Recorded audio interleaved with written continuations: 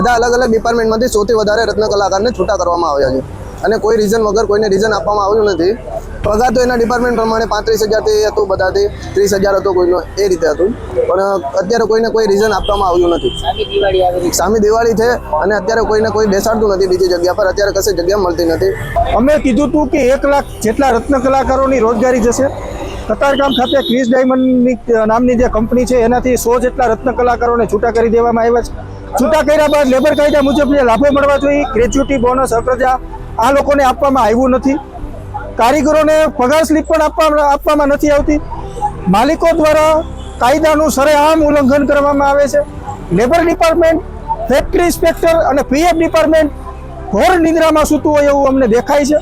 કારણ કે જો કારીગરોને છૂટા કરે તો એને મળવાપાત્ર જે લાભો છે એ પણ આપવામાં નથી આવતા. તો કાયદાકીય રીતે ડાયમંડ વર્કર યુનિયન એની સાથે છે.